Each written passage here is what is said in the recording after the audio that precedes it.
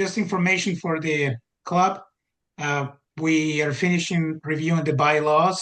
Ed Radlow has been very instrumental in that. And we're going to release it for comments in the next week or so. Major changes are we updated the 250-mile circle and just a few wordings here and there. Last time it was updated was in 2021. And after that, it's going to go for voting to the membership. One more time, urgent need. We need an audio video person for the meetings that we have in person. Last time, thank you so much to Tom and N6DE. He helped us cover the July meeting. KB to Tom. He sat next to the computer all the time and pretty much saw the presentation on his laptop. But we need volunteers for October. I feel very sorry for people like Hank who live far away and it's a really long distance to come for a meeting in the evening in Mountain View. So we have to find somebody that will step up and help us cover that need for the club.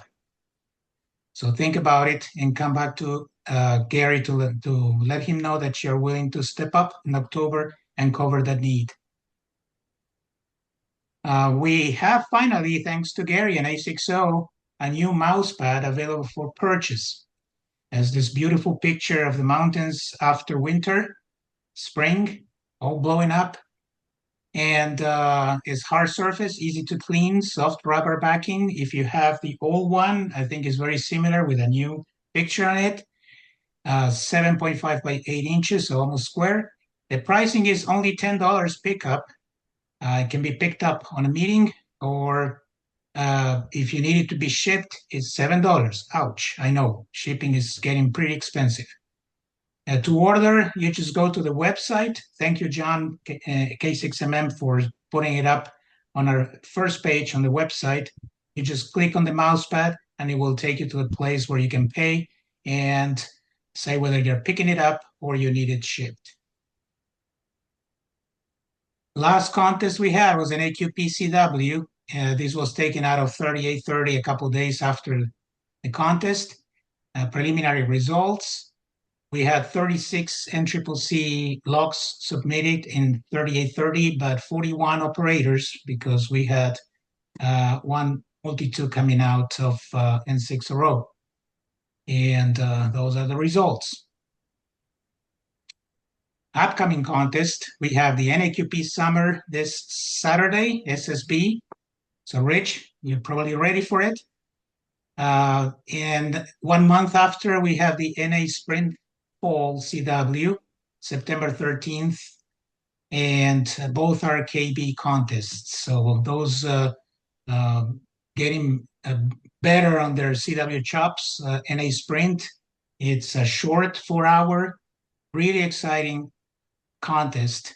You won't get bored, believe me. Upcoming meetings. Sunday, September 20th, we have the family picnic at Chubb Park in Los Altos. On Tuesday, October 13th, we're going to have the WRTC wrap-up roundtable at the Wagon Wheel in Mountain View. That's in person, obviously.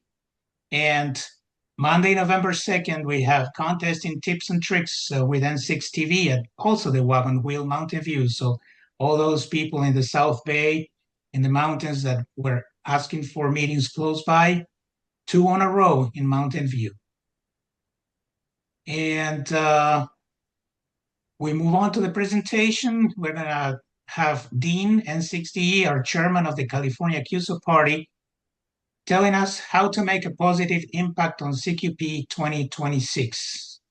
So with that, I'll leave it up to Dean. Thanks, Roberto.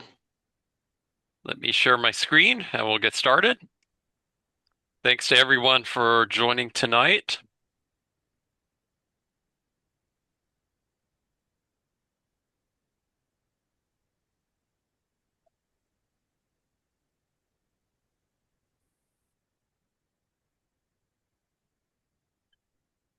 Hey, all right, Roberto, are you seeing that? Yes. Yeah. Great. Okay, great. Welcome everybody.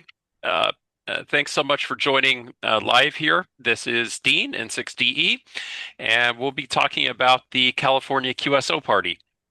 Let me first start by saying that I know that this session is being recorded, and for those of you who will be are not present during the live session, but who might be viewing afterwards, you might wonder who this presentation is for.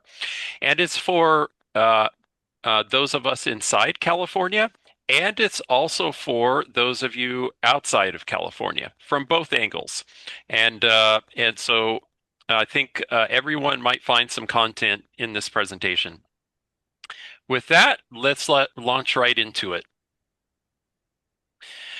Really, there's less than 10 slides, I would say, tonight. And what I'm going to do is I'm going to change between slides, and I'm going to bring up a web browser and talk to various points. The first topic, which we'll go through pretty quickly, are the updates for the California QSO Party 2026. And then most of this presentation is all the ways that you can make a positive impact. Let's start off with the updates. So I'm going to go to my web browser here, and let's go to the CQP homepage. Here's cqp.org, and up here at the top, let me zoom in a little bit. Hopefully that will be visible. Up here at the top, the third item is CQP 2026 rules changes. Let's click the go button and see what comes up. Here's the document of the rules changes this year. The major rule change is that SSB QSOs are now worth 3 points. They used to be worth 2 points for a long time. The CW QSO value remains at 3 points. We have a reason for the change. We're not going to go through that or debate that in this session, but if you're curious why did we make that change, go to the CQP FAQ page and read an explanation of why we did that. You will not have to reach out to your logging software author and say, hey, could you make this change? I'm going to drive those changes with the software authors.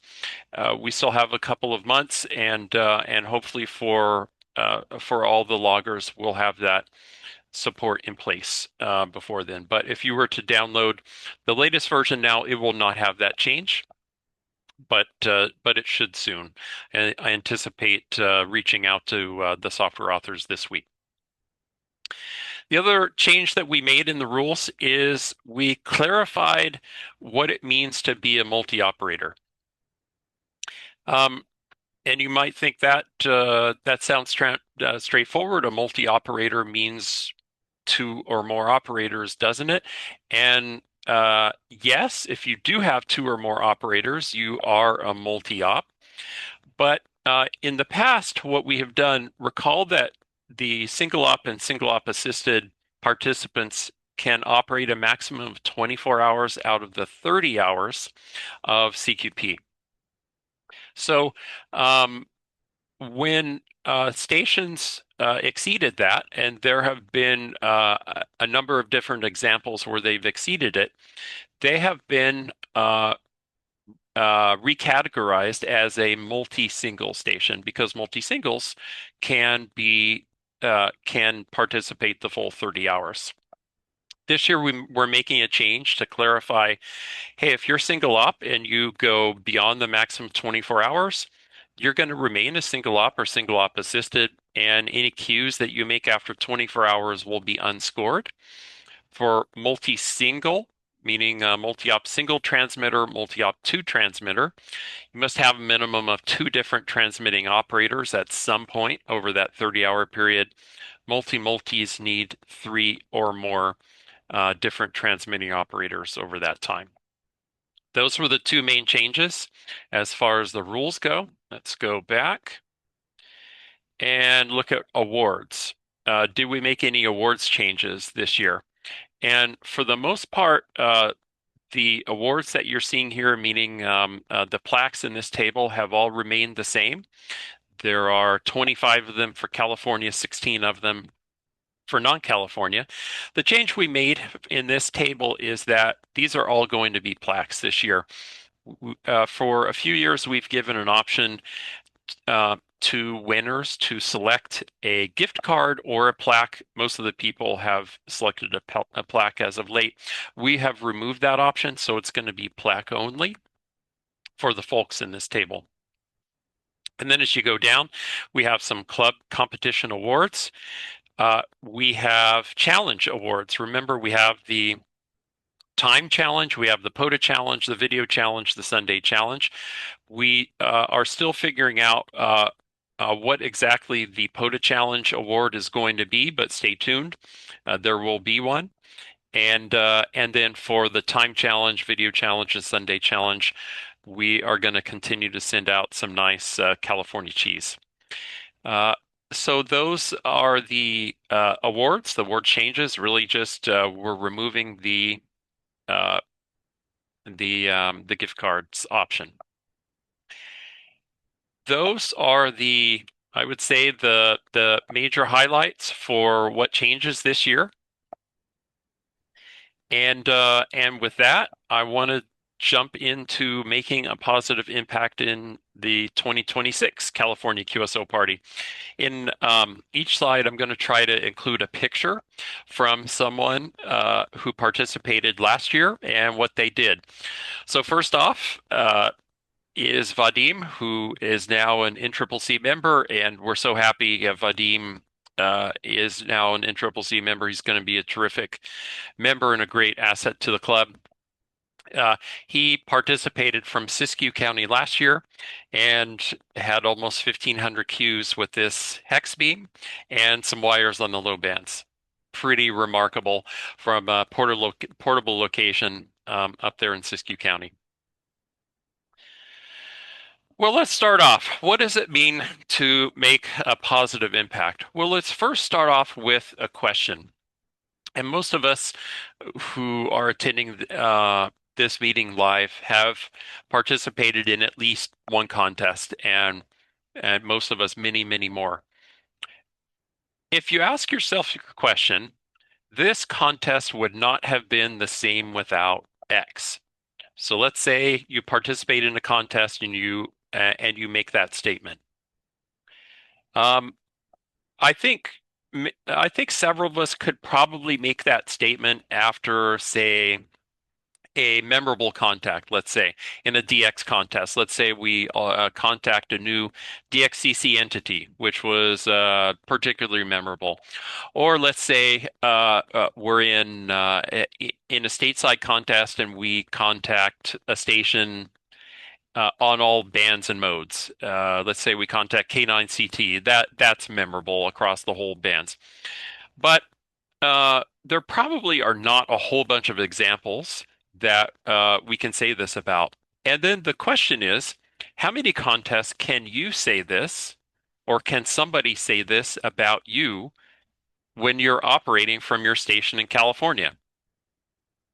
How many contests across the whole gamut can somebody say, wow, N6DE in this contest really made a difference. It would not have been the same without him. Probably not. Probably have not. Nobody has thought that, or very rarely. And so the California QSO Party is one of those very few contests where that can be said about probably all of you in this call currently, and probably a lot of you who are watching this recording offline. That's the beauty about this contest. So this is another example of N6YEU and WA6M and team operating last year from Mendocino and Lake County line. Beautiful location there, making a positive impact, and the contest certainly would not have been the same without them putting on those two mults. Next thing I want to cover is, now that we're talking about what it means to make a positive impact, I think it's helpful, first of all, that there's a long time quote that Mark W6ZZZ, silent clean key now, we miss him terribly, made many years ago. Activity begets activity. And it is totally true, especially about state QSO parties and California QSO Party. And I came up with this icon to demonstrate how I think about a circle of activity in contests, and again, especially in state QSO parties. Let's say you're operating from outside the state, and there are a lot of stations to contact. Well, you're probably going to get sucked into the contest and operate longer. If there aren't more stations to contact, you're going to operate less. And that's certainly been my experience in the state QSO Party challenge this year. There have been 30 such events starting from the beginning of the year. I've participated in all of them, and I think some folks on the line here have as well. I know KA6BIM has, KN6VTC has, and that this is totally true of that, which is sometimes I find myself getting sucked into the contest more than I had anticipated. I operate longer because maybe there are a lot of mobiles, maybe there are a lot of stations, but then others I operate less than I had anticipated. Then if you're inside the state, there should be some kind of strong motivating factor of why you would want to participate at all. Of which in California, for CQP, there are several. But in any QSO party, in state or in region, let's say, there's a strong motivating factor. If there is, then you end up operating longer. And when you operate longer, there are probably more times that people outside the state can contact you, and this circle keeps going. There are a lot of contests where this circle breaks down. Especially on Sunday, let's say in Sweepstakes CW, or maybe some other contests. So completing this circle, keeping it going is key. And speaking of KN6VTC, here's KN6VTC at a POTA park in 2025 with a spider beam and making almost 1,000 queues on phone only. So a terrific job by him. Okay, what does it mean to what do I think about when I think about a strong motivating factor for a station inside California? Why would we want to participate, and what keeps us in the contest to keep participating? Well, I think there are probably several examples. Experience high rate. Maybe your goal is to beat last year's total. Maybe you'd like to win an award or break a record. Maybe you'd like to place in a top 10 box. Maybe you get a lot of satisfaction out of operating from a rare molt and hearing people say, thanks for the new molt. Maybe your interest is getting away from your high RFI environment at home and operating from a really quiet location. Maybe your interest is being fresh meat on Sunday. Or how about improving your skills, your operating skills, improving your state QSO party challenge standing? Maybe it's not about you at all. Maybe it's about helping your local club do as well as they can in the California QSO Party. Or maybe it's about mentoring, and that can be hosting an operator or joining another operator out in the field. Here is AF6GA operating from Tehama County, and I think these two in the middle here apply, operate from a rare molt and operate from a quiet QTH. Certainly that looks S0 quiet to me, and making over 600 Qs on CW. Low power with a fairly modest antenna here. So that's inside California. What about that non-CA operates longer? What's that motivating factor look like? Well, A lot of those are probably similar. Beat last year's total, win an award, break a record, place in a top 10 box, operate from a rare molt, improve your skills, help your club, mentor. But there's a few that might be unique outside of California. Uh, one of those is chase a California county sweep. We have 58 counties inside California, and we do try hard to activate them all on the air. So it's fun to try to see, can you get all 58 counties in the log? The other thing is, what about traveling out to California and just operating from California instead of outside California? A number of people have done that in the past, and in 2025, here's one example on the right over here. Mark in 50T drove his mobile.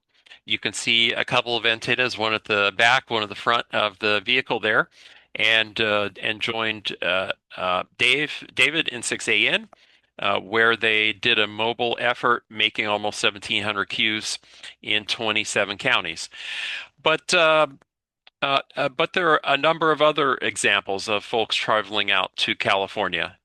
WJ9B in Idaho joining the K6AQL mobile effort. Whiskey Oscar 4 Oscar traveled from Florida and operated from K6NYC station in Madera County. A number of folks come out from Arizona, the N7CW for the K6QK effort. K6WSC operates a single op in San Diego County. Some folks travel from Nevada. In fact, I think we have an example online. N7AUE and N7AAE travel out from Nevada and put on the Lassen and Sierra County line. We have some folks traveling from Oregon who put on Modoc County. This is going to be their 27th year of activating Modoc County from their team in Oregon. Washington, W7EE comes down and operates with his friend Mark W6IA. My friend K6ENT, who lives in Washington, came and joined me last year, and we did sort of a county rover effort. AA10N came out last year, as he had several years in the past, and joined W1RH. So there are a number of folks who come out to California, and I would say first part of October is generally nice time to visit California. Kids are back in school. The vacation season is pretty much past. Weather can be pretty reasonable. Sometimes it can be hot, but it's right before winter, so it's a nice time to come out, visit. If you have family out here, if you have vacation plans, it's a great way to combine the CQP effort with something else. So I thought what I'd do now is give some examples of what I mean by some of these points. And so let's jump into it. The first one I mentioned is experience high rate from California. Well, what does high rate mean? And here's a table of what high rate meant for the top 5 single ops in California last year who were high power. This table up on the top left. Let me I got my laser pointer. We have K6XX, N6TV, A6Y, WC6H, and N6IE. They had a lot of hours over, and these are clock hours, by the way. They had a lot of hours over 100 QSOs, and even more still, just barely under 100, a number of 90 plus hours. So that's certainly high rate, and that's not something that you often experience from California. But what if you're low power? You might be planning to operate low power. You might say, well, that's for the high power guys, and low power guys don't get that rate. Well, not really. If you look at the top 5 low power efforts from last year, there are a number of them who had over 80 QSOs per hour in a clock hour, and quite a few who had at least 1 QSO per hour, 60 plus. And so these are pretty good numbers, low power. And these are not, these are home stations, but they're not giant stations, I would say. Um, they're good stations, but they're not huge. And so this is an example of, hey, you really can with low power, um, call CQ and get some pretty good rate. Now, you might think, all right, these are all home stations.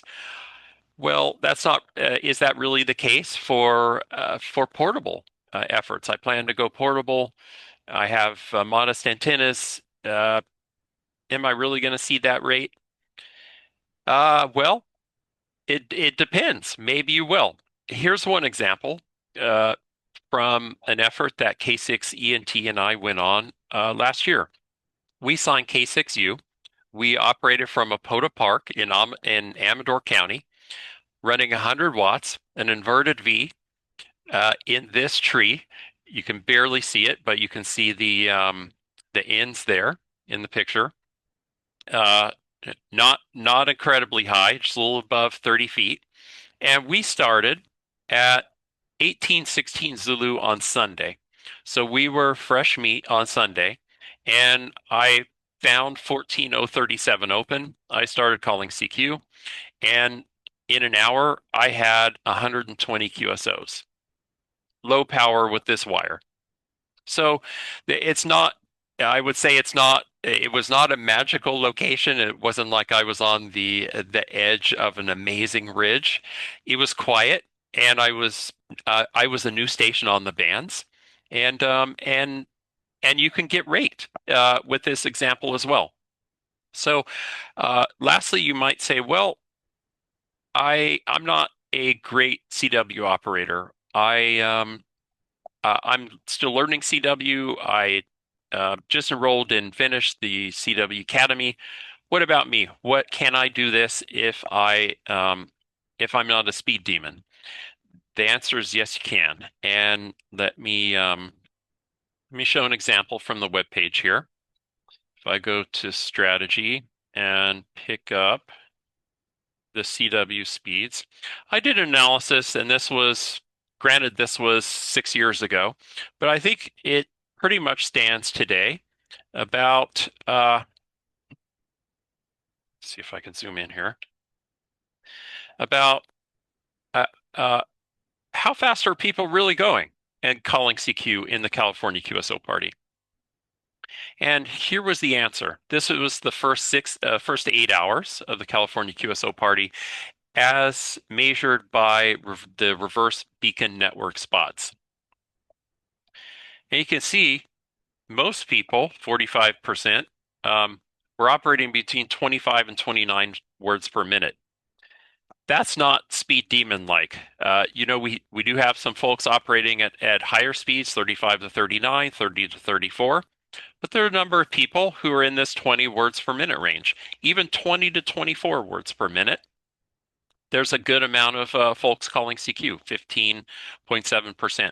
Even a few operating less than 20 words per minute. And I have an example success story I'd like to give on that too. My friend K6ENT is trying to learn CW and has been making really good progress. He at that same station at that same location in Amador County, uh, after that hour that I did, it was over to him to take over on 10 meters and call CQ on 10 meters and see how he did. So he called CQ at 18 words per minute, and he went between 10 and then he went back to 20, and he got maybe between 40 and 50 Qs an hour at 18 words per minute. So he was getting answers, he was getting through the exchange, he was putting guys in the log. And so this is just another example of you can really do this. You don't have to have a huge station. You don't have to be an expert contester to make rate and have fun in the California QSO Party from California. Next, let's move on to the next slide. Hello, hello. Maybe I have to get out of pointer options. This okay. So the second point was, let me try to beat last year's QSO total. And that's a goal for many of us. We look at last year's score, we look at our contacts, our mults, and say, how can I do better this year? So how does that apply to California QSO Party? And what are some resources that help you do that? And by the way, this is from both California and outside California. The first question is, well, what did I actually do last year? I forgot. I don't remember. So CQP.org, scores database, click the go button, select 2025, load results, and there we are. So if I click show detailed band data, click that, and let me search for a call sign here. Let's try K6XX as an example. So here's what Bob did last year. Amazing numbers, by the way. But here's what he did on every band mode. And Bob might look at this and think about, well, how can he plan this year's effort? 10 might be a little lower this year. Probably hard to make 300 Qs on each mode on 10, but maybe there's a way to shift it to the right over here, to come up with a strategy of making more Qs, perhaps on the low bands. Who knows how conditions are going to be this year? 15 should be great. 20 should be great. Hopefully 10 will hang in there for a few hours at least. But I'm hopeful that that 40 will be strong this year too. And who knows? Maybe we'll see folks going a little bit earlier to 80. So speaking of which, that's one thing. What did I do last year? The second thing is, well, how can I still beat last year's QSO total? What about antennas? Antennas are probably the number one way that you can improve your score over last year. And that might be putting up a new antenna. It might be taking your same antenna and raising it higher. It might be the terrain over which you have the antenna. Maybe you're operating portable and you operate from a location with downsloping terrain toward the east. Or maybe you're like W6AWG, who sailed his sailboat out to Catalina Island and operated with saltwater toward the east. He did remarkably well, even QRP. And so those should be at the very top of your list of how you might beat last year's QSO total. The other thing is noise level. What can you do to lower your noise level? To be able to work stations at completely different levels. This is huge, and reducing your noise level is important, whether you can do that at home or whether you can go into the field and operate from a quiet environment. When should you operate and where should you operate? Is it possible that there's a way I can increase my operating time this year? What about how much I should be calling CQ versus how much should I be searching and pouncing? And should I think about going assisted or maybe even using a band scope to help me? So let me tackle a few of these. How about when to operate and where to operate? We go back to CQP.org. What about the when to operate? Tom N6DE has produced some brilliant graphs here that you should definitely take a look at based on last year's data. These are graphs of when QSOs were made over the entire 30-hour period. And I'm going to zoom in on these, so don't try to read these here.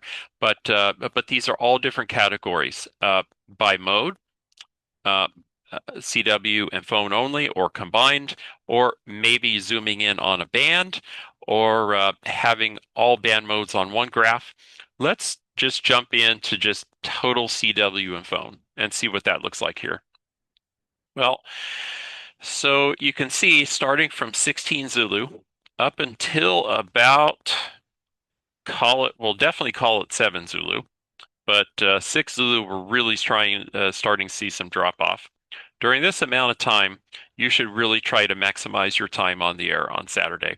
Ton of QSOs were made, and and and then you see a really steep drop off around 11 p.m. local, actually 12 p.m. Local, which would be 7 Zulu Pacific time.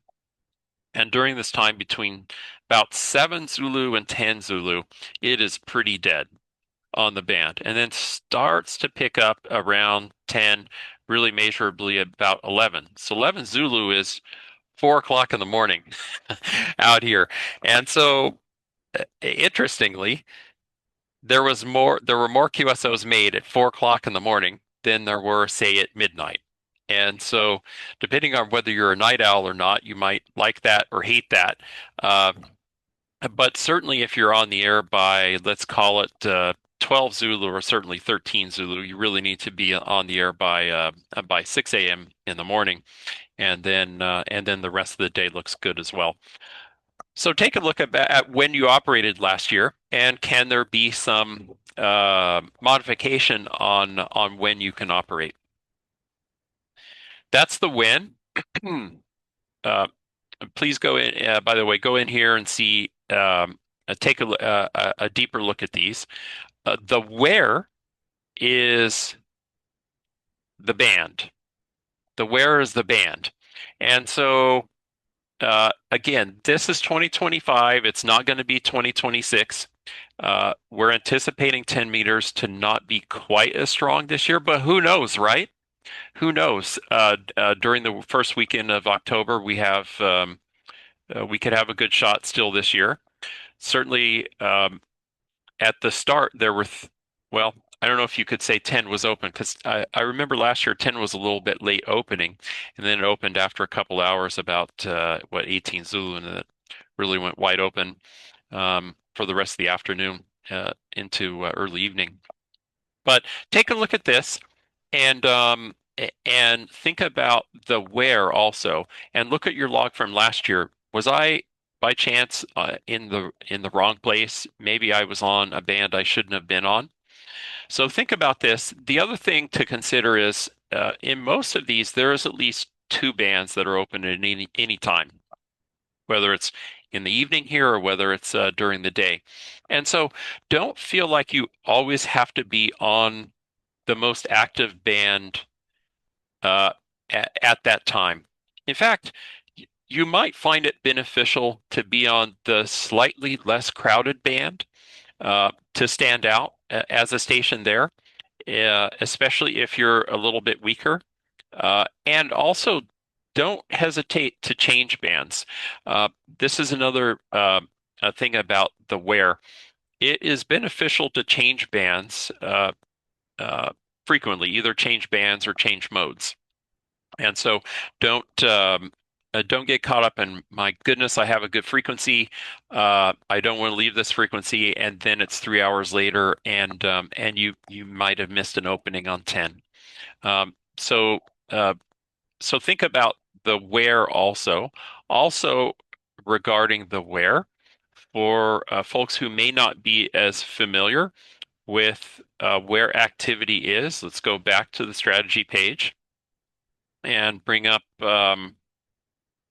where to operate on 10, 15, 20. So we mentioned the band. Okay, fine. I have a plan of when I'm going to operate and check what bands at what times, but actually where? Tell me where in the band should I be looking for activity? And so this is a something I created based on 2022's results, and it has been 4 years, but I anticipate this to be relatively similar again this year. And this is if I go down here, this is, I tried to get a map from all the logs of where people make QSOs from those logs that had frequency a frequency readout in their log. And this is generally what I came up with. So for 10, you want to look for activity. If you're outside California, you definitely want to be looking activity above 28,400. And if you're calling CQ, you probably, from California, you probably don't want to be down here at 28,300 or 28,325. You want to be up in here. And by the way, I should mention, we do have center frequencies listed in the rules. Okay, so please look at those first. Take that as your first guideline. This is just an idea of uh, sort of a mental picture of how far people spread out in the contest. And so this is on 10 phone, this is on 10 CW. You know, most of our activity tends to be centered around 040, but on phone, you should really look through these, and you might be surprised from outside California where you can find activity. Similar for 20 phone, being really low in the extra class portion of the band is not advantageous, and there's a sweet spot where a lot of the activity is. Similar on 40, and so on. Here's another thing I do want to mention, however. If you are operating from outside California and you're looking for stations, do not forget to look at 050 and maybe even above. Why? Because this is the area that that you will find some of the slower speed stations, some of the more casual stations, or you will find mobiles in this area. For example, at 050 and above, that is where K6AQL mobile operated the entire time last year, except on 80, I think. He was at 050 and above. And so if you're chasing a sweep, you really need to be looking in that region and looking for those stations. But you might be surprised to find some other slower speed stations passing out a rare molt up there. So don't forget about that region up there, even though you hear a ton of activity, let's say between 25 and 45. Okay, and then similar, I should say, for those of us inside California, don't feel like you need to stay within the most populated region in this graph. In fact, sometimes it's advantageous to be out on the side, and maybe a little low, maybe a little high. So do think about that. It's just important not to be way out in the weeds where nobody expects to find you. But do feel free to work on the edges. Okay, so that's a guide of the where. Let me go back and see what else I wanted to talk about. Oh yeah, amount of operating time. You can see how much operating time you put in last year. And that again is on the scores database. And you can see it down to the minute. So if I were to look at let's say area California, and I would let's just do single op. You can see how much this time column right here, you can see how much time you put in. So it's a good guide to for your baseline. Okay, I put in 163 minutes last year, K6RB. Well, is there a way that we can push that a little bit higher this year? So use that as your baseline goal for 2026. Let's see, what else did I want to talk about before I go on to the next slide? Oh yeah, CQ versus SMP. If you're inside California, you really need to be calling CQ. Even if you're a casual station, you should really do it. If you're 18 words per minute on CW, or if you're fairly new on phone, you really should try to call CQ on a frequency. You will have folks calling you back. Now, depending on your station, on your output power, the length of the run you may have may be short, and so you might have to resort to SMP or maybe moving to a different band or a different mode a little bit earlier than you expect and being a new contact there for everybody and try calling CQ there for a little bit. Search and pounce can be helpful for us inside California, really for I would say ADCW, because if all of us are on ADCW calling CQ, there's only a limited a number of folks who are going to answer us outside California. So uh, do spend a few minutes searching and pouncing the rest of the folks inside California. Those will be really easy queues and fast. If you're outside of California, you should be searching and pouncing on CW. Calling CQ on CW probably is not very productive. However, on phone, you should do a mix between searching and pouncing and calling CQ. If you call CQ on phone and you're outside of California, you're going to pick up a lot of casual stations, QSO numbers under 50, I would say, who are out there. They're roaming the bands. They haven't been able to get a good run, but they hear your loud signal and they'll answer you and they'll give you a queue. So mix that up on phone. If you're assisted, certainly if you're outside of California, there is a benefit to going assisted, especially looking at all the CW spots from the reverse beacon network really helps you find a lot of new stations on new bands. If you're inside California, I would say assisted is not terribly beneficial. It might tell you it might best tell you, is there somebody already on this frequency? Or helping you find a CQ frequency, for which you can really use a band scope as well. If you have a band scope on your radio or some external display, just seeing, is there somebody underneath me or is there somebody nearby me?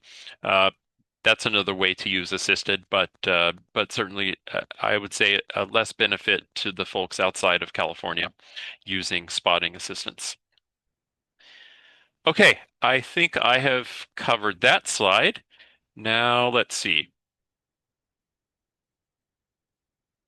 Place in a top 10 box, win an award, break a record. And so you know where to go for most of those, back to cqp.org. An award, we just looked at this a few minutes ago. There are a number of awards for a number of different participation levels and categories. So you will probably be able to find an award that appeals to you and that would be interesting to chase. Don't forget about the challenge awards as well. Let's say you're in a single op high power category. There's no way I'm going to beat WC6H, let's say, or K6XX. Let me chase something else that's fun, that keeps me in the game. And that could be the time challenge. It could be, and the time challenge really means part-time activity, 6 hours, 12 hours, 18 hours. That might mean operating from a POTA park and getting one of our cool little gifts that we're going to give this year that NCCC has graciously helped out to help fund. This has been an enormous success for us, by the way, for the last couple of years. Or maybe it's being fresh meat on Sunday in the Sunday challenge. That's huge, and we'll get to that in a minute here. That's awards. What about top 10 boxes? We have a lot of top 10 boxes, so I'm not going to go through it, but look at the results from last year and click on the CA results summary package, or if you're outside of California, click on this. There are a ton of top 10 boxes where you can see your call sign in big lights, and you can see how you did with other people in very similar categories. And it's not just the single op high power kind of stuff. We really drill down in those. So take a look at those tables, and it might be fun to try to chase a top 10 table showing. Similar for these time challenge, POTA challenge, Sunday challenge. Let me just click it right now and show you what tables we have here. So the very top, scroll up to the top.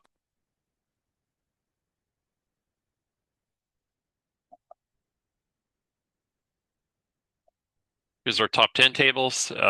And so let's say I'm going to try to put put in 18 hours inside California. Let's say if you said I can't do 24, but I'm going to try to do the best I can in 18 hours. Well, here's what the table looked like last year, and so this is a good reference point to see, hey, can I get into this? How well can I do here?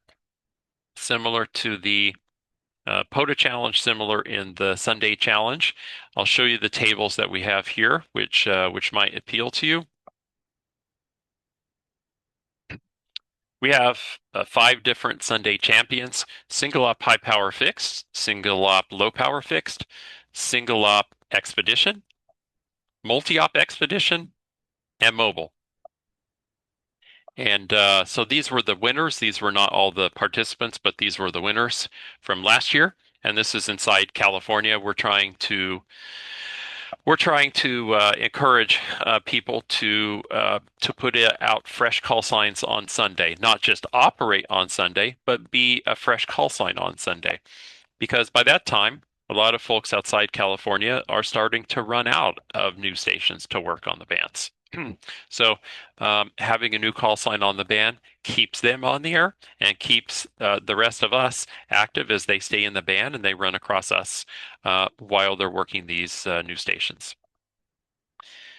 Let's see. And then POTA challenge, we'll look at this. And this is, by the way, this is for inside California and outside California. This is the beanie cap that we awarded last year to the top participants, and we broke it down by single ops, KN6 VTC, a recent NCCC member, won that one last year, and a nice listing of participants who operated from a POTA location, similar for multi-ops, multi-single, multi-two. And then even outside the U.S., you might think, does anyone even participate in CQP from a POTA park outside California? Yes, they do. In fact, W8KNX, he put in a nice showing, made almost 100 Qs in CQP last year. He made a video on YouTube about it. We're going to show it in the CQP video challenge.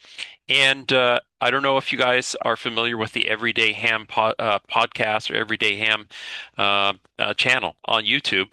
He has mentioned CQP and POTA, and he's going there again this year with a hex beam. So if you hear him out there, he will be operating from a POTA location, as hopefully other folks will be from in similar circumstances. We're not the only ones inside California who have noise problems or who have issues putting up antennas at home. Maybe they're in a condo, apartment, whatever. There are antenna restrictions.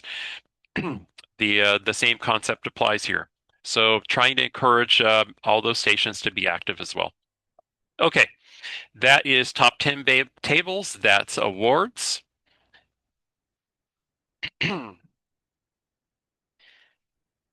Records, we won't go into the records, but there are records for every California county. There are top level category records, and there are records for every US and VE mult in this contest by category, by power level. So take a look at those. There, if nothing else, you should be able to find a record that you can chase and become a new record holder in 2026. All right. That brings us to operate from a rare mult. What does operate from a rare mult really mean? I think it means the satisfaction of giving a new multiplier to a station, to any station who was really chasing it. Again, we have 58 mults. There's not a lot of them. And stations outside of California really have an opportunity to contact all 58 counties. They might be chasing a county award. They might be chasing the Worked All California Counties award, or a bigger U.S. county award, or maybe just the accomplishment in the contest itself of contacting all 58 counties. It is immensely satisfying, and and this motivates me, and it probably motivates a number of you on this call as well. So how can you do it? Uh, you can operate either on private or public land. Private land, an existing station. Here's one example. The Del Norte Amateur Radio Club has hosted an operator for the last number of years at their club station. Um, and It's a primary reason why Del Norte has been on the air and not rare the last number of years. So I got the opportunity to do that once, and Jerry, KD6WKY, has done it several times, and he's going back again this year to be that rare molt in the contest from a station. But sometimes there aren't existing stations from rare malts. And how do we do it? We do it through expeditions and mobiles. In California, expeditions pretty much dominate. A lot of our counties are not really conducive to mobiles. It takes a long time to get through some of the counties. They're rather large, as well as some of the terrain makes it difficult for a mobile. But certainly a mobile in some parts of the state can do very well. And so one thing I do want to mention, we've been talking about rare molt from the aspect of the California county. Well, what about the US and VE? What about their multipliers? We are looking for them, and they have rare molts too. So let's jump into, well, what are the rare molts in CQP? How do I know what they are? How can I know where to operate? Well, here is an example. So if you go to the county tracker page and you're thinking about what are the rare California counties this year and in the past, we have some reports which help guide you. We have a rare county list where we rank counties from 1 to 58 for the last 4 years, the last 3 years. And let's just bring it up and see what this looks like. And so this is ranked from rarest to least rare for the last 4 years.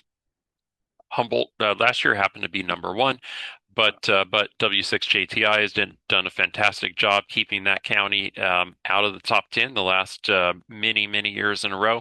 Sierra, Alpine, and so on. So this is just history. This is not saying what's going to happen this year.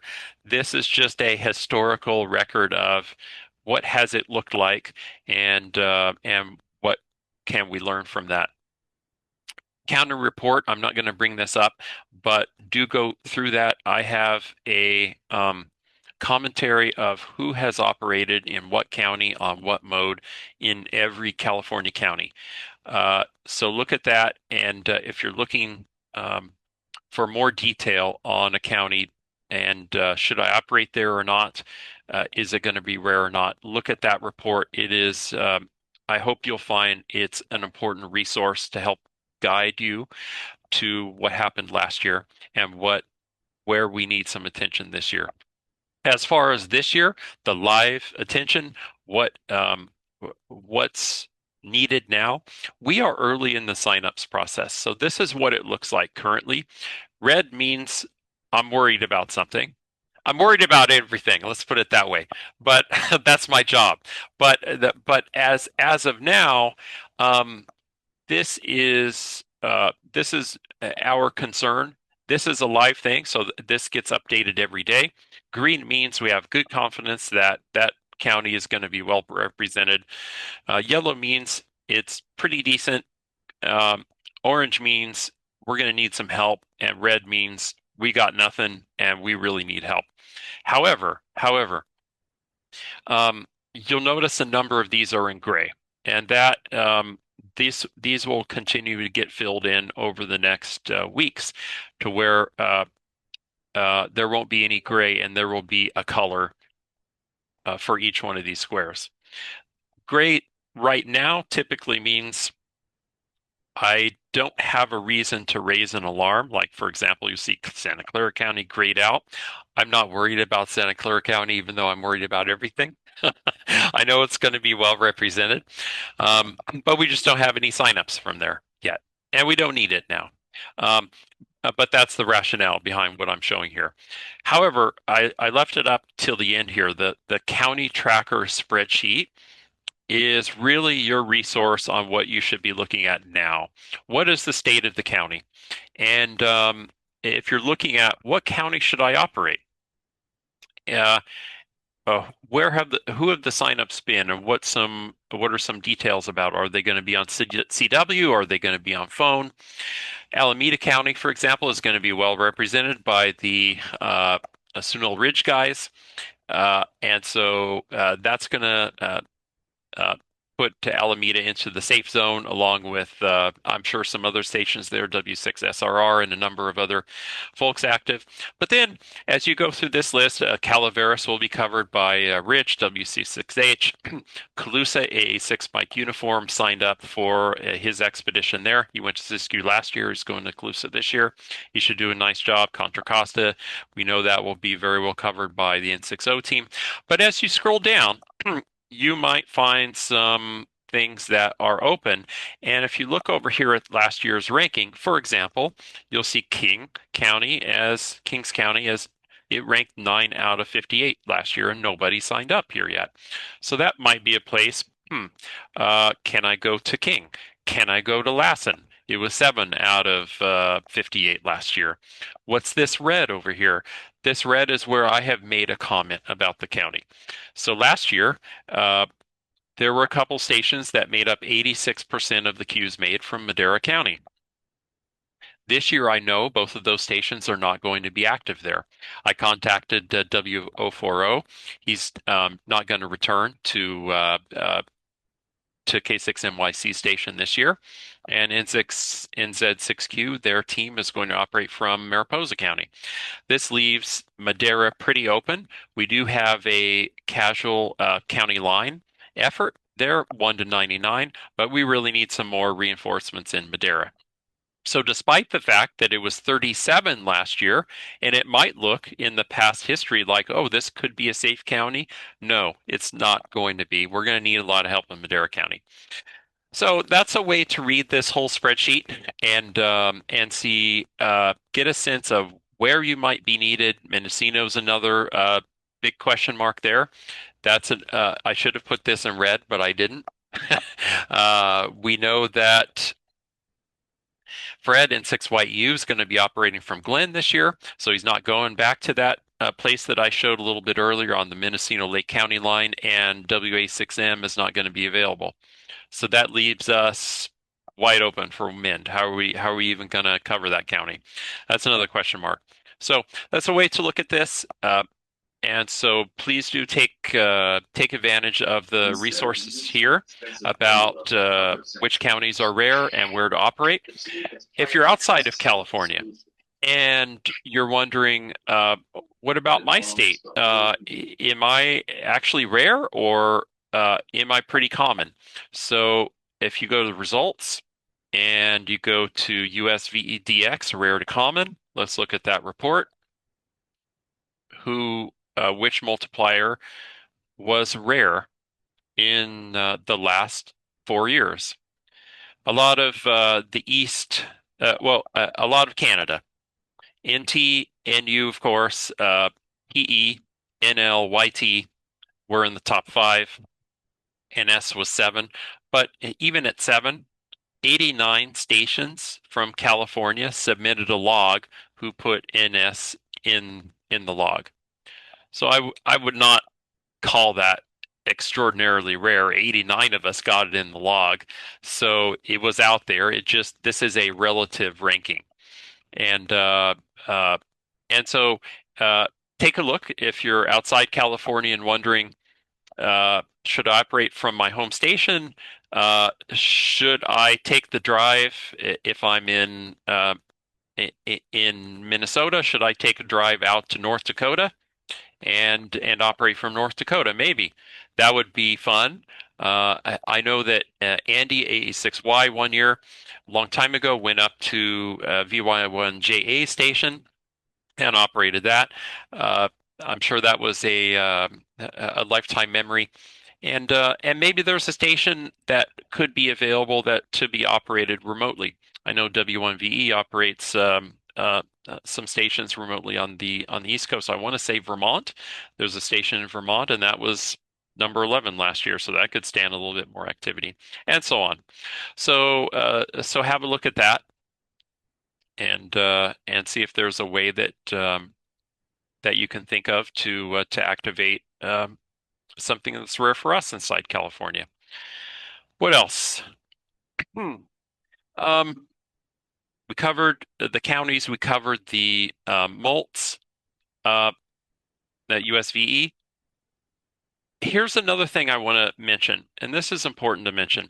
If you go through that sign-up sheet that I just showed, that spreadsheet, and you see some stations listed, it does not mean you should ignore that county at all.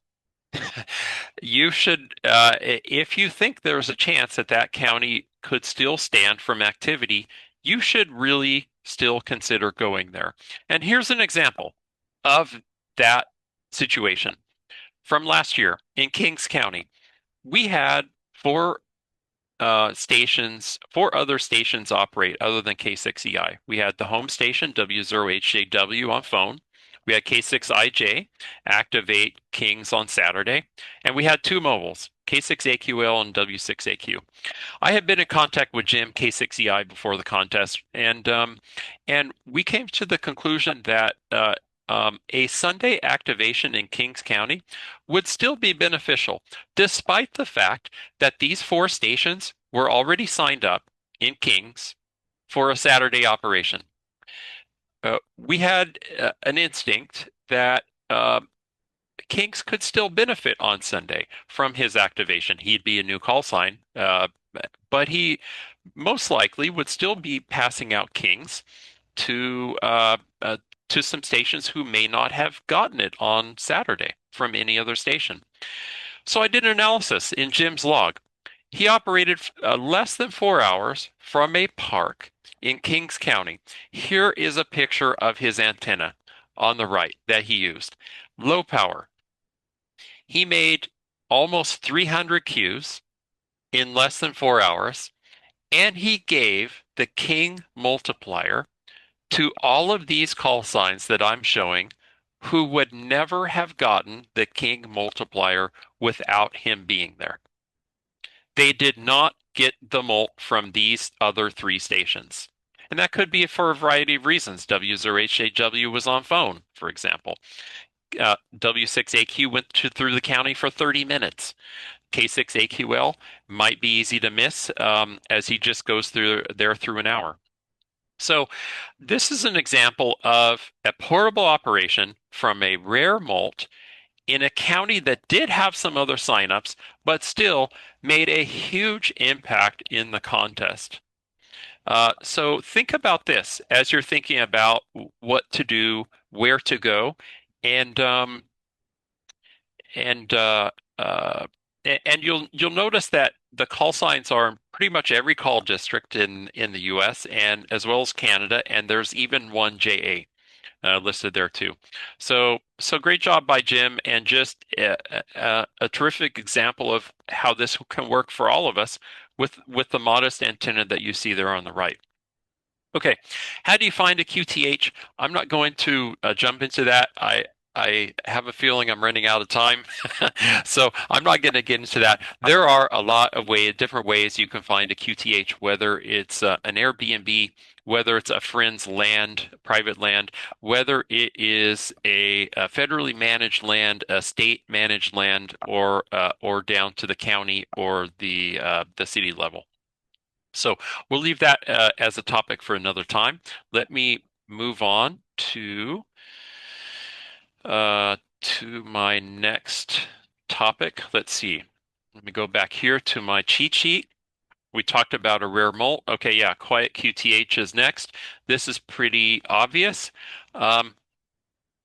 Many of us inside California are suffering from a high noise level at home, perhaps more than we ever have.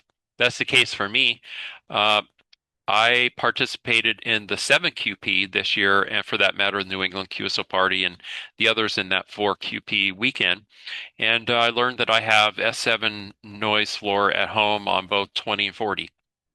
and maybe some of you watching this do too, or maybe it's higher, S9. What about operating from a quiet QTH part-time? Maybe this QTH would be a terrific example. This is by the W6EK team. They're in the in the Placer County, beautiful location, and they certainly made a camp of it. They stayed there the whole time. They have a put my laser pointer on here. They have a hex beam over here. They have a DX commander here, and then not shown in the screen, kind of on the right over here, was a spider beam.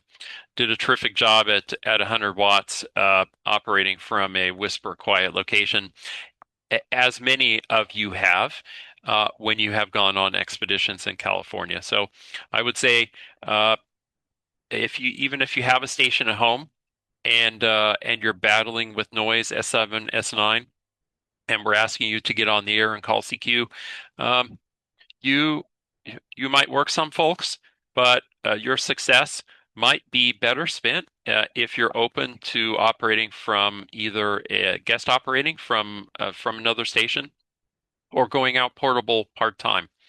You might find that if you're at a location like this, where you have S0 noise, let's say, and you operate for the day, you might get more cues than if you are at home battling S7 noise on all the bands or S9 noise. So think about that, operating from the quiet QTH.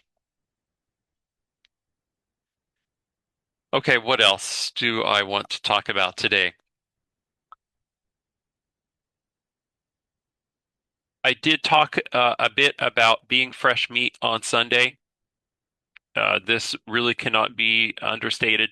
Uh, certainly if you're a big station and you're on Sunday, you can still make good rate.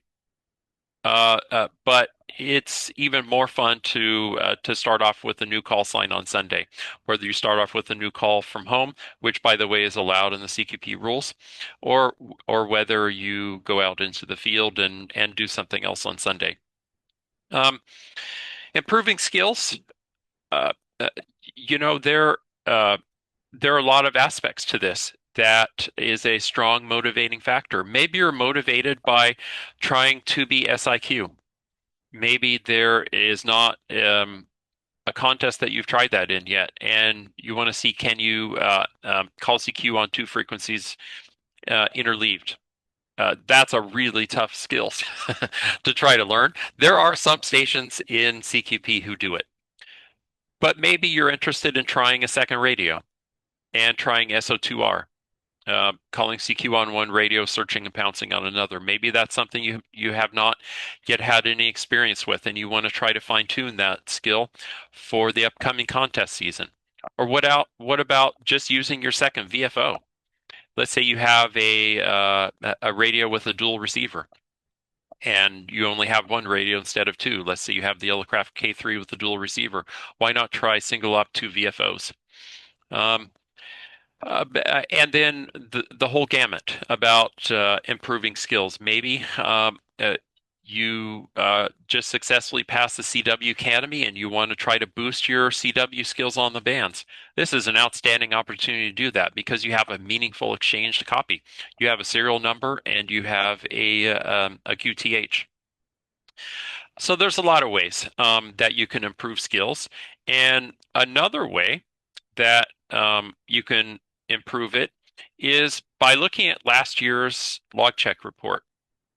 And so we don't publicize this widely, but it is available to all of you who participated last year. If you want to look at your log checking report from your log last year, send me an email, cqp.chairman@gmail.com. Request it, and I'll be happy to send it off to you. And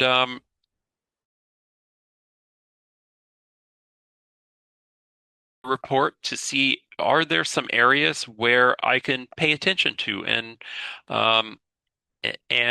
take a look at a little bit more this year in preparation for this year. For example, what can I learn by this is W6MY is the station I operated in 2024. So this was 2 years ago. I did a single op there from Sierra County, and this is my log check report. I'm just showing it as an example here. And see, what can I learn from it? Well, let's see. I busted uh, the serial number 27 versus 17. Okay. By the way, there are a number of duplicate QSOs in here that you can ignore. What are some other things I can learn? Are there any trends? This is another serial number. It looks like I busted. This is another serial number I busted, 46 versus 56. Looks like I need to start paying a little bit more attention to serial numbers. I busted K7VT versus K7UT. Not too terribly surprising on CW, and so on. And so there might be some trends that here's another one, 415 versus 405. So maybe I should be going in practicing CW a little bit more. Here's a 77 versus 87. 77 versus 88 K8MR. I bet K8MR sent that to me at like 40 words a minute. So I busted that. But nonetheless, I should have gotten that. And so maybe you'll find in your log check report something else to focus on. Maybe it's call signs. Maybe it's typing. Maybe it's uh, QTH that you may have busted, but because you were relying on the prefill on the call history file in N1MM. Maybe it's something else. Take a look at it if you're interested and see how you can work on that this year and improve your skills for this year. State QSO Party Challenge. This is a big deal, even outside of California, folks. The State QSO Party Challenge webpage, I won't go there, but it's a big deal that a lot of people chase every year. And participating in the California QSO Party can really boost your effort because there are a lot of queues possible in CQP, not just from California, but outside California as well.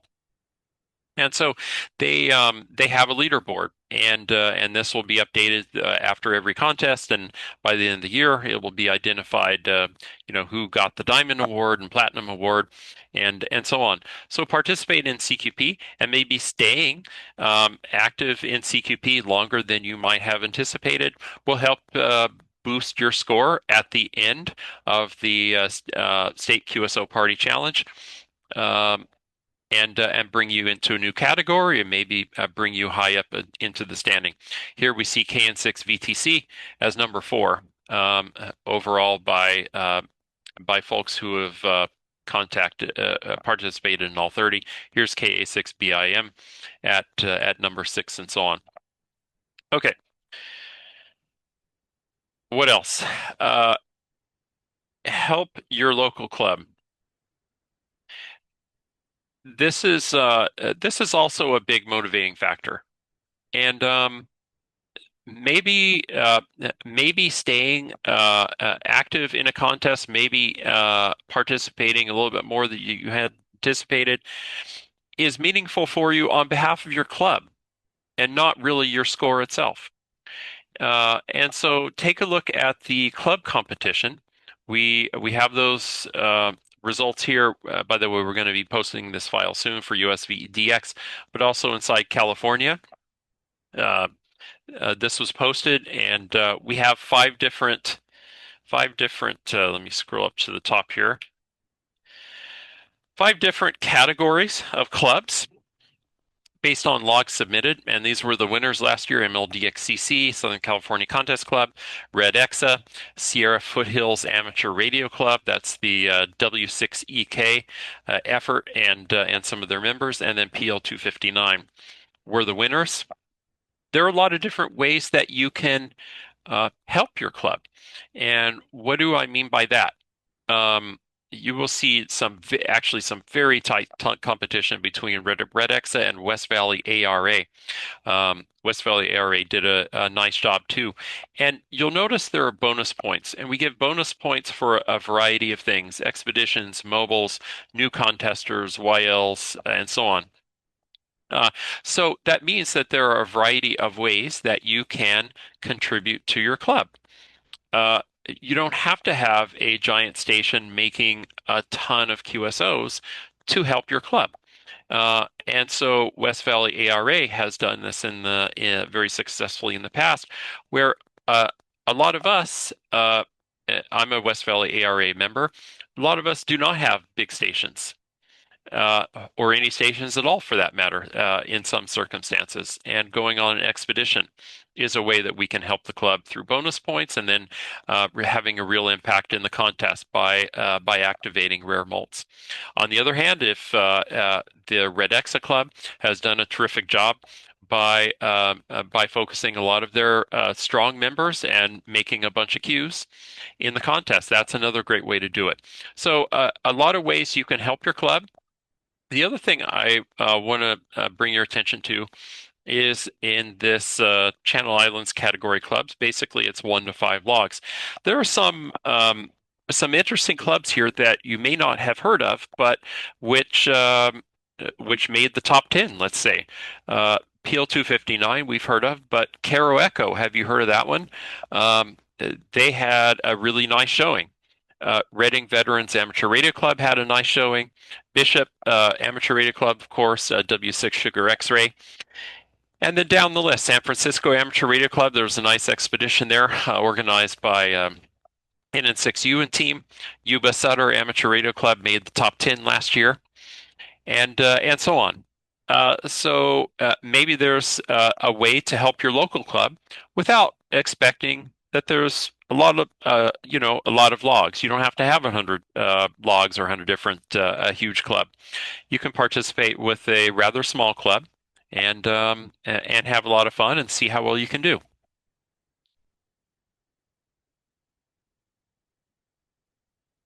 Okay, what else here? Mentoring, host or join.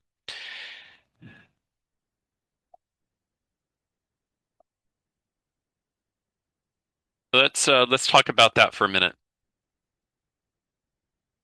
Even if you are not motivated to make a strong score for yourself or for your group, there is a significant way that you can play a very key role in the California QSO Party and in contesting in general, for that matter, making a huge impact. And that is approaching the California QSO Party toward a mentoring kind of mindset, either hosting someone else to operate from your station, or mentoring someone new, or joining someone new out in the field, and having fun together. And so on the left here is Tom in W6P, who most of you know on the call. He's opened his station for a lot of different contests to a number of different members, and should really be commended for that, for opening up his station here in Silicon Valley. And last number of years, W9KKN has operated from there, but now Bill's moved to Illinois, so not sure what the plans are for this year. But this is an example of opening up your station if you're not able to put in or want to put in a 24-hour effort. I'm willing to bet there are a lot of NCCC stations, or maybe stations in clubs, other local clubs that are available, that are open.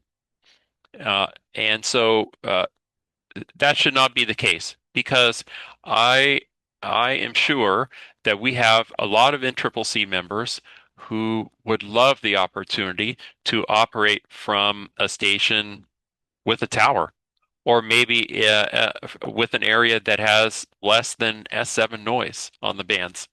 And so please consider opening up your station to somebody who could really utilize it, learn something from it, and could be a learning and mentoring opportunity. Same here, same thing here for on the right. Some of you may recognize this young boy over here, Colin, K6CMM. He has won the youth plaque, I think at least 1 year in CQP.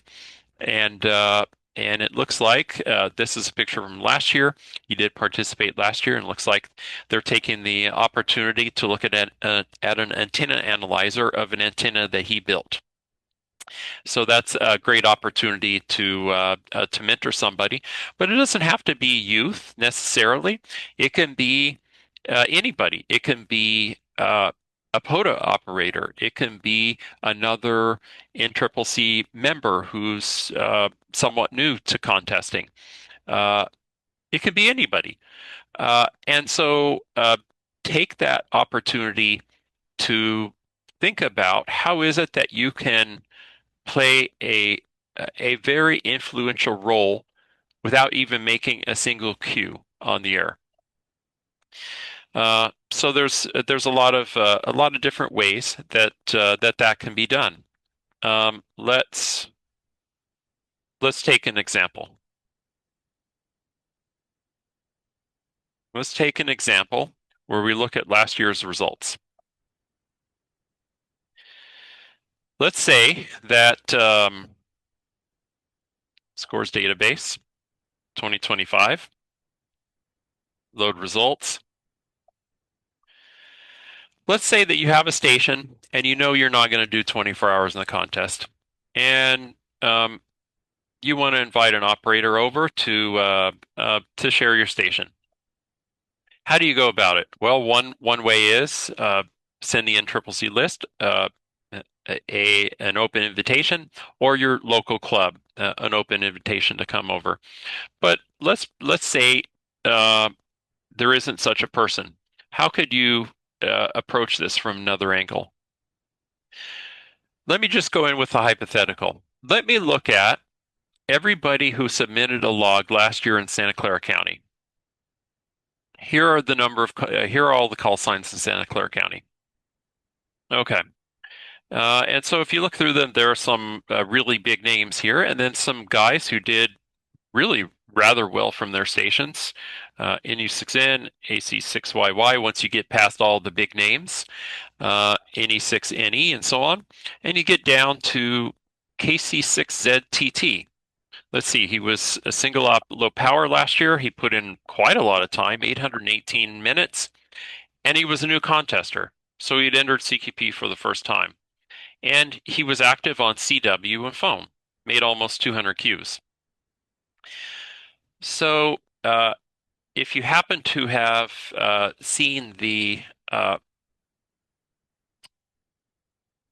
soapbox comments, you may remember a comment from him. Try this, KC6ZTT.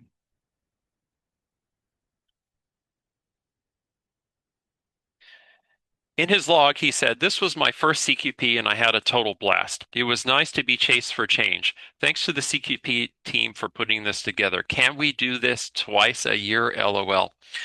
So this is definitely a person who probably operated from a modest station somewhere in Santa Clara County. Turns out he's in San Jose. And this is the type of person who is really ripe for us to be offering a seat at one of our stations part-time. He's motivated, he's enthusiastic. He would even love to do it twice a year. I'm sure he would love the opportunity to operate from your station if he got an invite. So this is one such example. Let's say you can't find anybody who you want to approach on the from the results. And let's say you want to go out.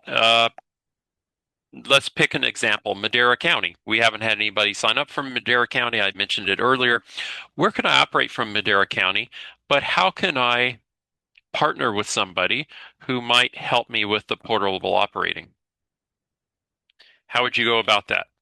Here's an example. Go to pota.app, map, DXCC entity US, California. Let's bring up the map California. Okay, so here we are in California. And if I were to go down to, or up rather, to Madera County, here's Madera. And Madera County is a kind of long and thin looking county, starting at in the valley in Fireball, all the way up from the west, all the way up to Mono County, and pretty high elevation up there by Mammoth Lakes. And then everywhere in between. Oakhurst is a nice town up in the foothills and so on. So if you were to look at, well, where can I operate in Madera County? And what can I learn about people who have already operated? Why not look at the POTA app for places where people have operated from a POTA park? So if yellow means it is a POTA park. So if I were to just click a yellow, Devil's Postpile National Monument, I've never heard of it. But if I click that, and I click more info, I get to see everybody who has activated that park. And these are the most recent activations. So if I look here, I'm seeing KN6UDK operated it a couple times. Looks like he was on CW. W6KC, that's an instant flag. So W6KC, some of you probably know, Whiskey 6 Mike Lima.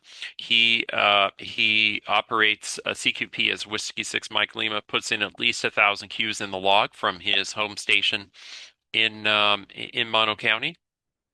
But he's been on a POTA activation in this park. Why not send Jim W6KC an email and say, hey, where did you operate here? And is this a good place to operate and activate Madera County? Similar with KN6UDK. Why not reach out to him? It looks like he did some of the most recent ones. And if you were to go back and say, well, that park might be a little high in elevation. Shoot. Here I am back at the map. I shouldn't have done that, but do that again. Here I am at the map. Where some other locations I can operate in Madera County. And if I'm looking closely, I could, Millerton is a big one. There's a lot of activations that happen at Millerton Lake, Sierra National Forest. I'm sure there are quite a number of good options to operate from downsloping terrain, I would say, in Sierra National Forest. So that could be a thing to take a look at. Here's this random park I had never heard of before. I click it, and I'm looking here, and I'm looking at who activated in the past. Look at this, N6YEU. Just operated it 2 months ago. N6YEU, I'm sure you all know he's a huge CQP expeditioner. And so why not send him a note? Hey, Fred, is this a good place to operate? Where should I operate here? And look at this call again, KN6UDK. So this is a theme. And so if somebody wanted to activate Madera County and had no idea where to operate, this would be one starting point. Contact these folks and ask. Another starting point is send me an email. I'm happy to give you whatever I happen to know about the county in question. I happen to have been looking at a place in Madera County over the last few years. I found an Airbnb there, and I found a place that's federally managed. That's a campground that's overlooking a kind of a lake or reservoir area with some downsloping terrain. So I know of another location there in Madera County that's an option. So these are great great options, and why not combine it? Why not say take this as an opportunity to to bring KN6UDK on board and join the NCCC and really boost his enthusiasm in contesting. Anyway, so those are some examples I just wanted to float. Last one here I wanted to mention is for our friends outside of California. A big motivation, like I mentioned, is chasing a county sweep. We talked about uh, that spreadsheet a little bit.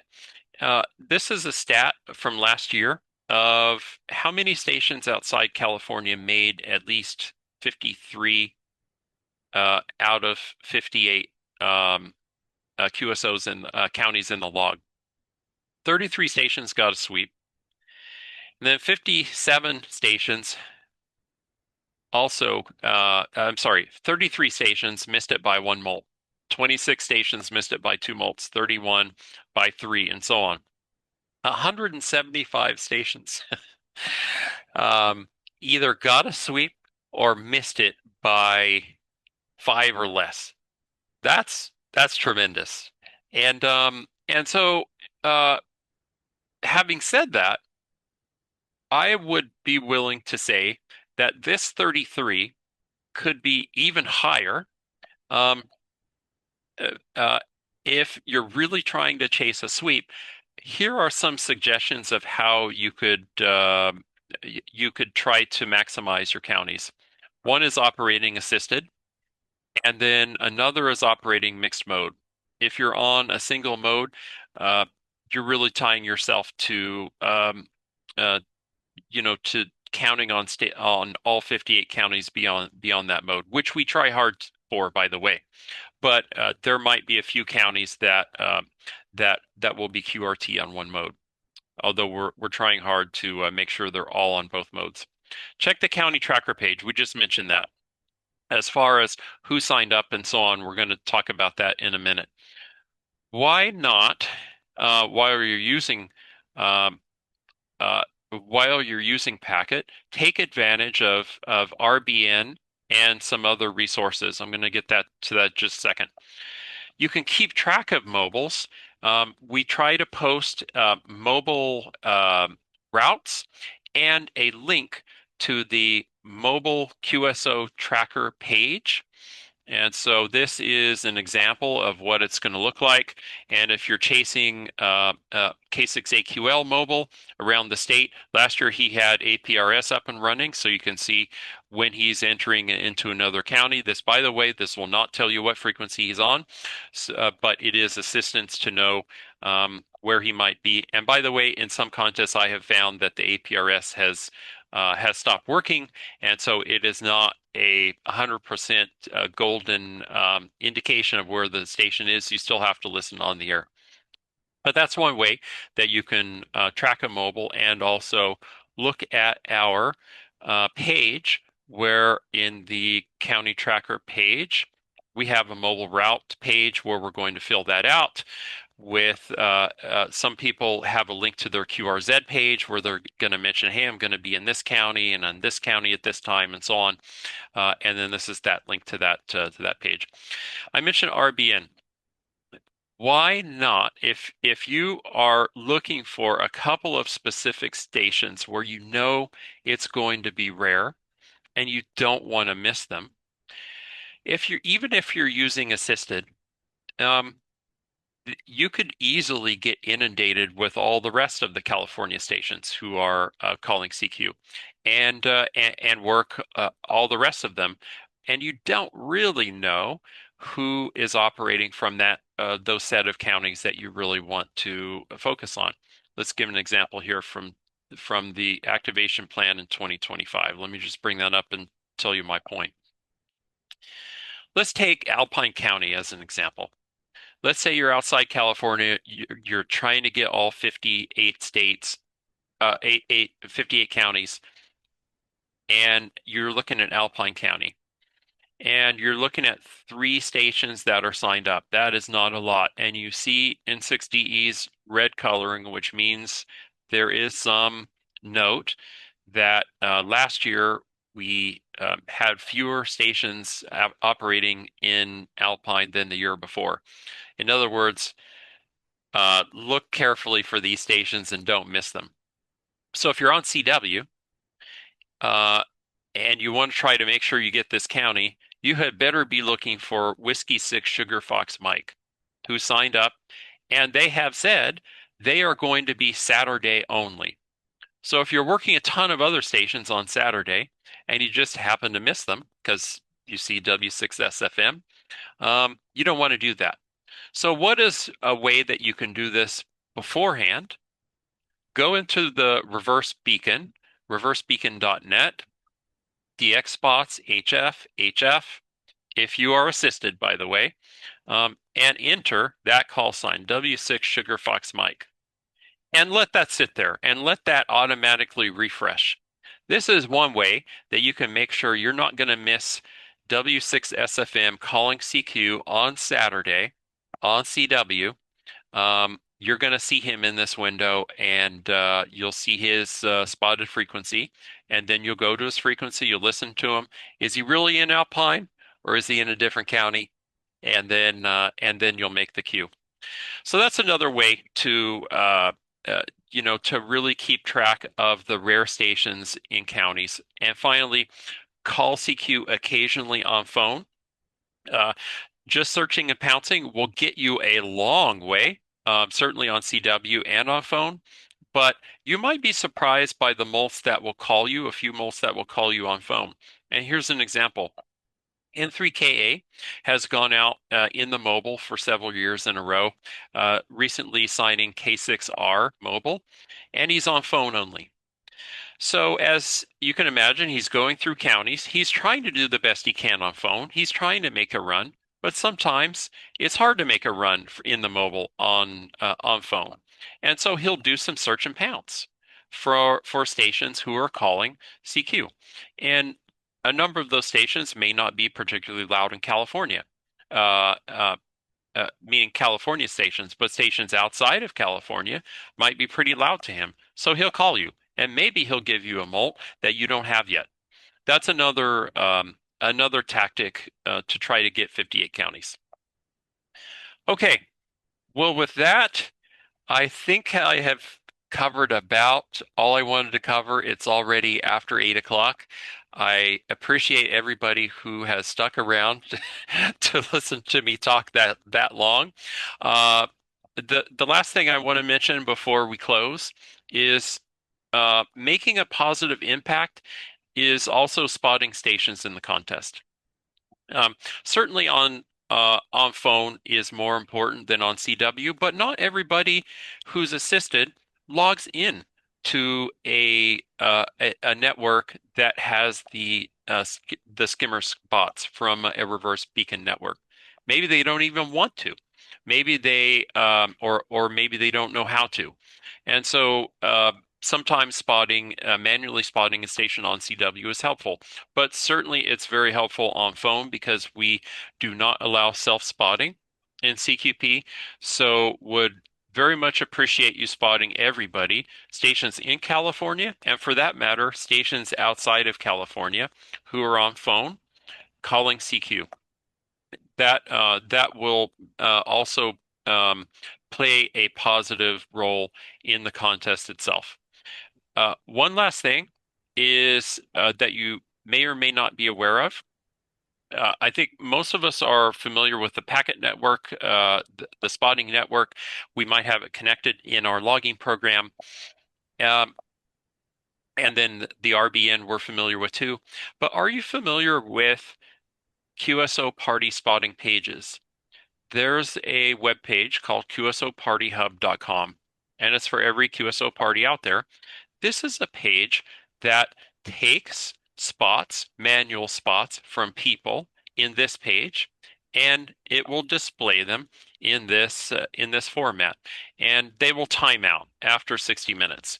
So, but this is another venue, let's say, that people use to look for stations in QSO parties that you may not be aware of.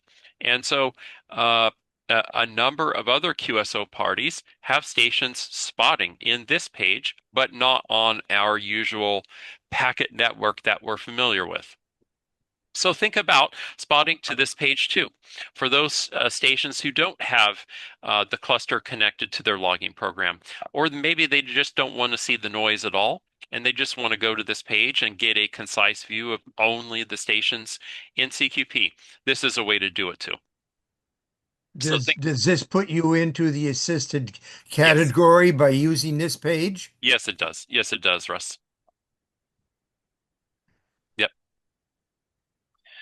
Okay, so with that, I think I have covered everything like I say, I do appreciate everybody listening to me ramble on for quite a while, and I will close on this slide. CQP is October 3rd through the 4th this year, 1600 Zulu to 2200 Zulu. Looking forward to seeing everybody in the contest, and really appreciate your activity. Thank you very much. Great job, Dean. Thank you, Dean. I see Bill Haddon has a new call sign to come back to California for the CQP. It's got an extra F in it. Norway 6 Zulu, Foxtrot, Ocean. Hey, Bill. He did that for Very you, sharp Rick. eyes, Rick. I tried to correct that, and I got distracted. That's very cool. Any questions for Dean? Good job, Dean. Thank you. Thank you so much, Dean. Okay. So any last comments, or we close the meeting officially? Okay, do I have a motion to close? So moved. Second. Okay, second. Okay, thank you so much, Dean, and thank you so much, everybody, for joining us today. We had about 48 people, I think, at the beginning of 50. Wow. So, yeah. So thank you very much. Thank We'll you all. see you in September. Hey, do we want to listen to K9YC tell us about his meeting this afternoon? Yeah, hi, Reverend Jim. Yeah, I was very late. The CAC meeting ran very long. They were very appreciative of the great number of comments that you guys turned in, and I got a feeling things are going to stabilize at 5 days.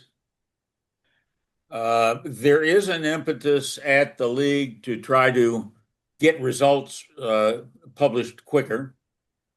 But we all know that's easier said than done when you got all those moving parts. But things are going well. We had much of our meeting actually was involved with the proposed changes to sweepstakes and how to make all that happen. And it was a very productive meeting, which is why I hung in for a long time. We had a couple of people from the league participating in that meeting, and we were able to, I think, address objections and concerns and clarify what we have in mind. So I'm hopeful that things will turn out well there. And as a result, essentially the process is that once they've decided to accept our recommendations, whichever they accept, they will write rules. And the hard part is going to be writing those rules so that they're clear and don't generate issues and as simple as possible.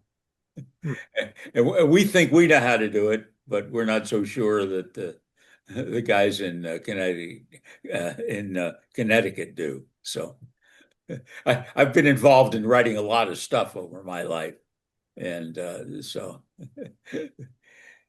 is there even a contest? That's what I've got. Hey Jim, is there even a contest branch manager yet? I do not know anything about what's going on there, but W9JJ was part of our conversation tonight, which is the first time that's happened. Oh. And AC0W is a CAC member, but he's also chair of the Public Service Committee, which is who we report to. K1KI was sitting in and listening. So we'd, like I said, we had very good conversation. It's one of the best meetings that I think we've had because we've had Bart as a member of, or as a participant. And hello, Russ. Hi, Guy. Dean, this is Brian, AI6US. Good evening. Just a clarification. Hey, Brian. Great to see you. Yeah, go ahead, Brian. Hey, just a clarification. I know it's probably clear to others, but on the rule change for QSOs made after 24 hours, does that only affect the calling party for unscoring? It only right. So when we're scoring logs that we receive, stations that single ops, and I stress just single ops, this doesn't apply to multi-ops, but single ops that make queues more than 24 hours, those logs, those queues will not be taken out of the log. They will remain in the log. They will just remain unscored. And they'll remain in the log for the other stations who did contact them and operated less than 24 hours, so that in log checking, those other stations do indeed get credit for those QSOs. Good. All right. Thank you for the clarification. That's what I thought, but didn't want to assume anything. Thank you. Yep. Sure.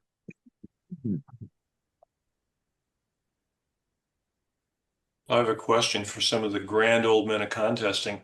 The CQP website is, am I mistaken? Is this the most comprehensive contest-oriented website anywhere for any contest? Yep.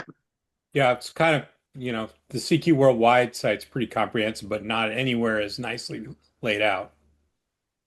That's for Yeah, sure. I have to hand it to K6MM, to John. He's done a terrific job with the webpage. So thank you, John. Yep. Better believe it. Well, the team has given them a lot to work with too. Yep.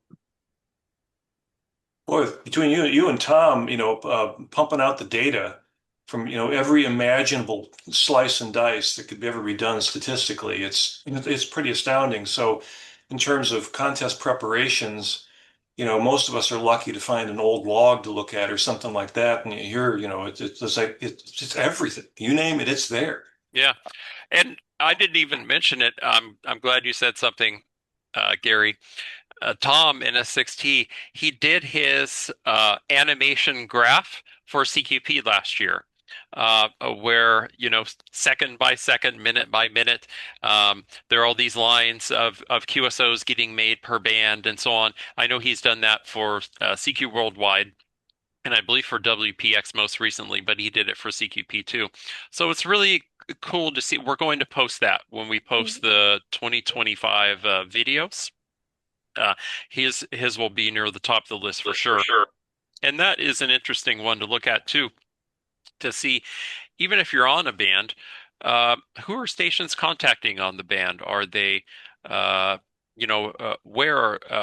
the propagation at that particular time? So that might be something that can help somebody visualize things too, and where they should be and where they expect to be working at any time.